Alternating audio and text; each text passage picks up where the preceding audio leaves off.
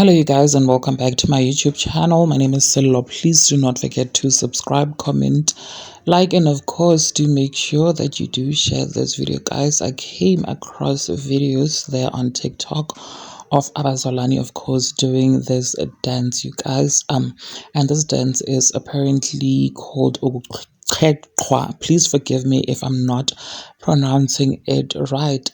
Now this dance trend has been going on dated back from the year 2022, if I'm not quite mistaken, where we saw a lot of Abazalwane, praising God and dancing to this music style.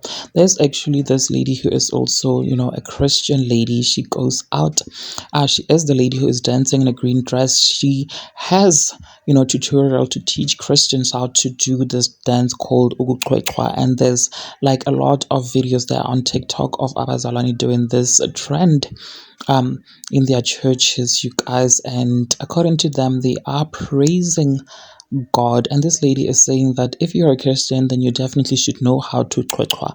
Well, there has been like multiple Christians who have come out on TikTok to reveal that they have received a revelations from God that this dance is definitely not from God. It is actually demonic, you guys. I think I've seen up to like 3 or 4 videos of Christians talking about their revelations there on TikTok as to why they believe that this dance is demonic, you guys. So let me not waste your time but quickly insert those videos, you guys. Before I do that, of course, do make sure that you do engage your thoughts with me in the comment section.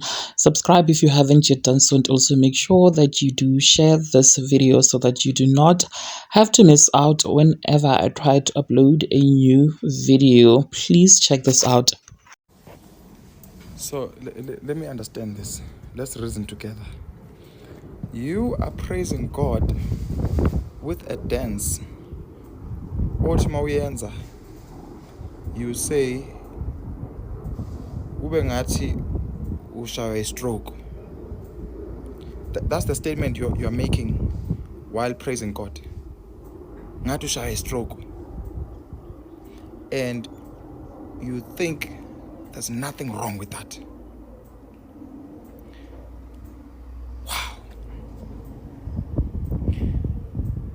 You are standing in God's presence, in the presence of a holy God who wants his people to be healed, who wants his people to be set free from stroke, from HIV, from cancer. By his stripes we were healed. And you're going to make a statement in God's presence. Kube ngathi ushaye stroke. And you're going to seriously try and defend that and say there's nothing wrong with that. May God have mercy on our generation. Oh, may God have mercy on our generation.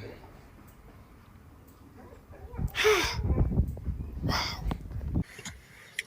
Ake sikhulume ke ngale dance yalamalanga ukuthiwa iqhweqhwa. Yabona yonke into uNkulunkulu athi mangikhulume noma mangikhuze, ngizoyikhuza, ngizowenza ngalendlela uNkulunkulu asho ngakhona. Bathandekayo, leqhweqhwe le iphuma phakathi emkhathini. Angizwanga umuntu athi ngizwe iphimbo likhuluma kimi njengoba lihlala likhuluma ngokuthi hamba bayala ngezwi lenkosi, hamba bayala ngalokho. Iqhweqhwe bathandekayo ikhishwe phakathi emkhathini, kwathunyelwa ama-agent emabandleni wonke. Ngicela ukuchaza lokho. Ibandla nebandla bathandekayo linama satanist, kunama agent kaSathane ebandleni nebandla bathunyelwe ukwenza umsebenzi.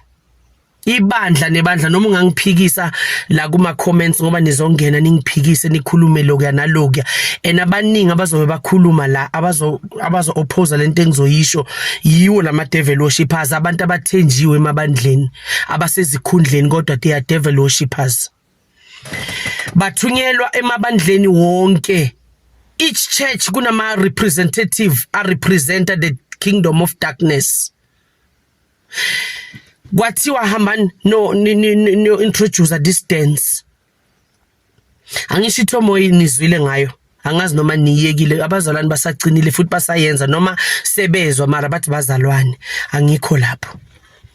Le chwechwa bazalwane. Kuthunyelwe ama-agent ukuthi ahambe ayo-introducer and into ngicela nicaphele naku engizokusho yonke into ebuya emkhathini ebuya kuSathani iyatrenda iyathandwa ithi mayifika nje wonke umuntu ayithande wonke umuntu akabuza kathini ekayenzeni wonke umuntu uyajoyina uyayenza.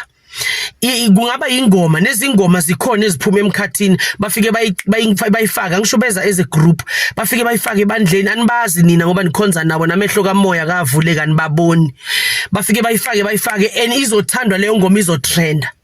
So this chwechwa dance it bathunyelwe nakhona ukuthi hambani introducer. That is why uma ifika abazalwane thanda uthola ngisho nabafundisi abahloniphekile obathembile uzitshela ukuthi laba bazoyisensa lento ukuthi akusiyo ekaNkuluNkulu. Abuya phela ama dance ewani kahle ningasitshela ukuthi uDavid waye dance. Yes waye dance banga dance amachwechwa. Lama dance avela manje izinto ezibuye emkhathini ukuzo distract abantwana bakaNkuluNkulu ifocus sekulokuchechwa kwenu enikwenzayo. Niluze why ningake nifundisane kufike kutrend nje ukuthi ke nifundisane ngokuzila ngokufuna ubuso benkosi ngokuzila ukudla nifuna uNkulunkulu emfihlakalweni. Why ningake nifundisane ngaloko nangobungcwele ukuthi yini ubungcwele emabandleni yini ubungcwele nifundise wonke umuntu acacele ukuthi nakukhulunywa ngeholiness kushiwo ini kweke trend lokho. Kodwa no ngithi ngiyayibukela le chwechwe ngiyayibukela moya ingcwele nakakhuluma kimi ngiyaswapha ngibona ama video wakhona uthola abantu abadala abanye bazalwane bayachwechwa ngizwa kwenye video omunye uyamemeza ukuthi wenza ngathi ushaywa yi-stroke. Ngisho abazalwane mina abasindisiwe bathi bayezulwini ushaye ngathi ushaya i-stroke bese bayatsheka bayenza lento abayenzayo. Emoyeni wami kuhlaye lento ukuthi kunabantu abalele esibhedlela ababanjwe i-stroke abanye basemakhaya batshekile umlomo uhleli la omunye utshekile the way nenza ngakhona nina abazalwane senenza ijoke. Labo bantu abagulayo bahlaselwe i-stroke bafisa ukuthi babe straight nabo babuyele back to normal. Umuntu wakhona uthandaza everyday yatshekile njalo ukuthi inkosi nami ngelinye ilanga uzungikhumbule ngiphinde ngiphile kulesi sifo esingibambile kulokugula. Abazalwane kumele balethe impendulo emhlabeni lesiBhayibheli nina niusawoti wezwe nina nginikukhanya kwezwe. Abazalwane bathatha leyo nto leyo benza ijoke ngayo. Ake ningitsheleni ichwechwe ibuya ekuphi ezulwini le bathi shaya yenza ngathi ushaya i-stroke abazalwane bonke bayingenile bayishaya uthola indoda endale yomkhaba itshekile ithi uzibuza ukuthi bazalwane nithi sithi sinomoya oyingcwele uthini umoya oyingcwele kithi njengoba sonke sithi sinomoya oyingcwele uma sithi siyakhuza bakuthiwa yayini siyajaja don't judge wena ungcono mama ungcono wena ungcwele wena okay sikhombe ke wena idance efanele ibazalwane wayinigxile kakhulu emdensweni kulezi zinto ezikitaza inyama zi-introduce uSathane emabandleni and you don't know the secret behind that dance. You don't know the secret behind that dance of chwechwa. Ukuthi njengoba uSathane athumela ama-agent wakhe ukuthi bayo-introduce emabandleni njengoba ni-dancer nonke niyibandla nomfundisi uthola abafundisi bamanje sebayayisupporta bathi hayi le chwechwa bazalwane kubuhlungu kungaboni yabona kubuhlungu uba impumputho kamoya angifuni ukungasho ekseni kubuhlungu kuba impumputho kamoya.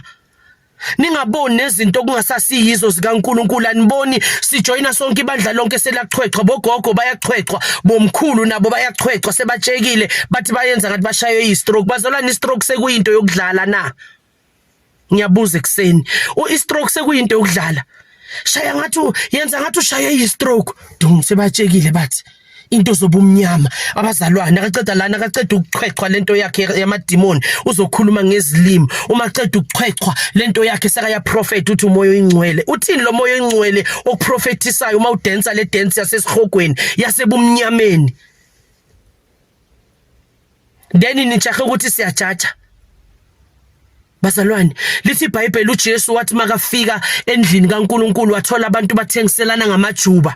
Uthi uJesu nakafika zangabuza ukuthi kwenzakalani, anguJesu anguNkulunkulu njengoba thina nasikhuza nithi sihashi nithi why ngathi uyathiwashi, why uyajaja ubajajelani. Bazalwane, bathandazele nginithandazele ukuthi nibone ichoche ukuthi ibe emnyameni. Anibone umoya ingcwele okini uthini bathandekayo. uJesu lithi iBhayibheli wafika wagubundela amatafula, waphamisa amatafula phezulu, wabangena ngeCalvary. AnguNkulunkulu wabangena ngeCalvary wathi ngokuba kulotshiwe ukuthi indlu kaNkulunkulu kuyoba umhume wabaphangi, kodwa kuyoba yindlu yokukhuleka. Ake sifundisane ukukhuleka ukuthi umzalwane kumele akhuleke kanjani. Sibhizi siyachwecha ifocus seyisukile uSathane udlalile ngabazalwane. Yabona uSathane namademoni bayasihleka. Ngifuna ukunitshela namuhla bazalwane nonke enithi nisindisiwe. Every day nenza amachwechwe niyachwechwa. Ngifuna ukunitshela ukuthi yabona amademoni ahlekisa ngathi. Amademoni ayasihleka.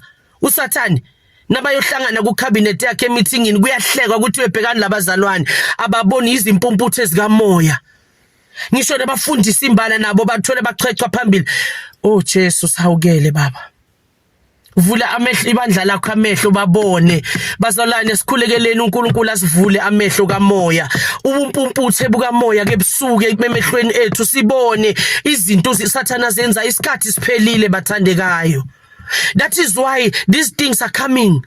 Masinyana uSathane uthumela masinyana after chwecha ngisho bekuyithomoya abantu badunusa bashaya amathomoya babona ukuthi manje uNkulunkulu uyirevealile isecret behind that thomoya. Manje sebayachwecha bayishaya slow. uNkulunkulu manje is revealing izinto ukuthi vulana amehlo lama dance. uSathane after this kuza okunye nizoyibona into yakaSathane ukuthi trenda fast ikhamba masinya zibuze ukuthi why lezinto lento yathi ukufika ya trenda. Why lokhu kufike ukuthi kuvela nje ku-introduce nabantu ba-introduce ngeke nibanake ngoba bafika as a group and nibabeke ezikhundleni emabandleni ama-devil worshippers. They are there to destroy the church. Ukwenze ibandla lilose focus. Ibandla lisukile kuNkulunkulu akusafundiswana. Lithi iBhayibheli liphendulane ngamahubo komoya. Sithandaze sidumise sifuna ubuso bukaNkulunkulu sifundisane ngokuzila ukudla. Ukuze silunge ngoba uJesu uyabuya masinyane. Abantu emabandleni akupreachwa ukuthi Jesus is coming noma babona isikhathi ukuthi sesiphelile, kodwa kuyachwechwa instead of praying, instead of trying to live a holy life ngalendlela uNkulunkulu afuna siphile ngakhona. Asivuleke namehlo bazalwane, vula namehlo kamoya. Noma ningangena la kunyazi nizongena kuma comments nisho ungazositshela wena ayikho lento yakho wena gogo umkhulu kushile. Mgogo in bazalwane ngikhuluma nabantwana bakaNkulunkulu. Isikhathi siphelile. uSathane usikhipha busy ngezinto ezingeke zasisiza. Yekelani ukudensa izinto eningazazi ezibuye emkhathini. Yekelani bazalwane. Abachubekayo abachubeke yiwo lama devil worshippers abazothi noma bayikhuziwe bachubeke nalezi zinto. Kodwa abakaNkulunkulu bazophenduka balalela umoya oyingcwele.